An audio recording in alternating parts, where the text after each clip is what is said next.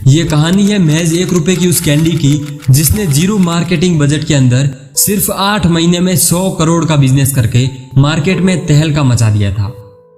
तो इस कहानी की शुरुआत होती है 2015 में नहीं, उससे भी 2 साल पहले 2013 में, जब डीएस ग्रुप यानी धर्मपाल सत्यपाल ग्रुप ने यह देखा कि इंडिया में हार्डबॉल कैंडीज का market 14% year on year grow हो रहा है।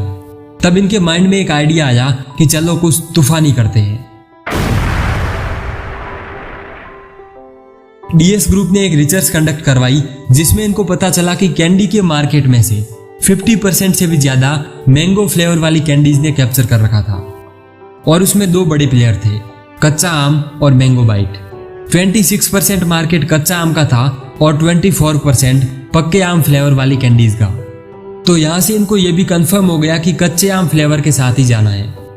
रिसर्च में इनको यह पता चला कि नॉर्थ इंडिया में छोटे मोटे ठेलों और चाट कॉर्नर पे कच्चे आम पर चटपटे मसाले और नमक लगाकर उसे बेचा जाता है और उसको काफी पसंद भी किया जाता है। तो इन्होंने यहां से इस चटपटे टेंगी फ्लेवर को अपनी पल्स कैंडी में इंक्लूड कर दिया। पल्स बनाने वाला जो डीएस ग्रुप है, ये वही ग्रुप है जो रजनीगंधा, पास पास और कैच मसाला बनाते हैं। तो इनके पास मसालों की एक्सपर्टीज तो पहले से थी और इनके पास था पान की दुकानों और खोमचों का एक तगड़ा नेटवर्क। अपने रिसर्च में इन्होंने ये भी देखा था कि गुजरात और राजस्थान में चटपटे फ्लेवर वाली अचार जैसी चीजों को सबसे ज्यादा खाया जाता है। तब इतनी रिसर्च के बाद आखिरकार 2015 में गुजरात और जयपुर से इन्होंने अपने कच्चे आम फ्लेवर की शुरुआत की। पनवाड़ी की दुकानों पे तो इन्होंने ये परंपरा स्टार्ट कर दी, जब भी कोई बंदा लाइक कोई स्मोकर टॉफी लेने आता है तो उसे पल्स दे दो। और आपने ये देखा होगा कि इंडिया में जब भी किसी शॉप वाले के पास चेंज नहीं होता है तो वो आपको टॉफी चिपका देता है और अब छुट्टे के बदले भी पल्स मिलने लगी। बाकी जो जितनी भी कच्चे आम फ्लेवर वाली कैंडीज थी उनका कुछ सुगरी सा टेस्ट था, लेकिन पल्स का एक यूनिक सा एडिक्टिव टेंगी टेस्ट था। तो पहली बार जिनको पल्स जबरदस्ती पकड़ाई गई थी वो दोबारा आने लगे और फिर कोई 5-10 रुपए की पल्स नहीं, पूरे के पूरे डिब्बे खरीद के ले जाने लगे। पल्स की इतनी ज्यादा डिमांड थी कि ये आउट ऑफ स्टॉक रहने लगी और कई जगह इसकी ब्लैक मार्केटिंग भी होने लगी और बहुत सारे लोकल ब्रांड इनकी कॉपीकैट वर्जन भी बनाने लगे। इस तरह बिना किसी ऐड के पल्स ने 6 महीने में ही 50 करोड़ का बिजनेस किया। उसके बाद पल्स ने स्टार्ट की लो बजट मीम मार्केटिंग। और आपको तो पता ही है कि जब एक मीम बनता है तो 50 और मीम बनते हैं और इस तरह एक स्नोबॉल इफेक्ट क्रिएट होने लगा। और 8 महीने में ही पल्स ने 100 करोड़ का रेवेन्यू करके कोक जीरो के रिकॉर्ड की बराबरी कर ली। इसके बाद पल्स ने स्टार्ट करी इन्फ्लुएंसर मार्केटिंग और अपने एड कैंपेन चलाए।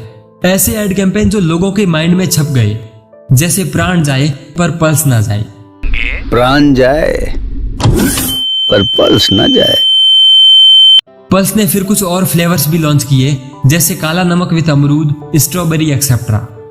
और अगले 2 साल में ही पल्स ने 300 करोड़ का मार्क भी क्रॉस कर लिया। दोस्तों, कैंडीज तो और भी बहुत सारी थी मार्केट में, लेकिन कुछ चीजें थी जो पल्स को उनसे अलग बनाती है।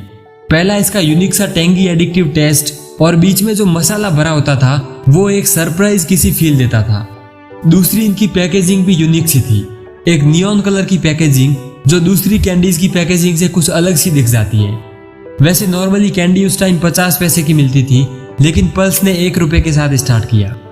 नॉर्मल कैंडी साइज में 2-2.5 ग्राम की होती थी, लेकिन पल्स 4 ग्राम की, जिससे वो थोड़ी बड़ी और अलग भी दिखती थी। अब डिस्ट्रीब्यूशन नेटवर्क तगड़ा होने से इन्होंने एक बार तो उसे कस्टमर तक पहुंचा दिया, लेकिन साथ में इनके टेस्ट में भी दम था, इसलिए लोग नेक्स्ट टाइम पूरे डिब्बे खरीद के ही ले जाने लगे। और नाम भी इसका सिंपल सा था, पल्स।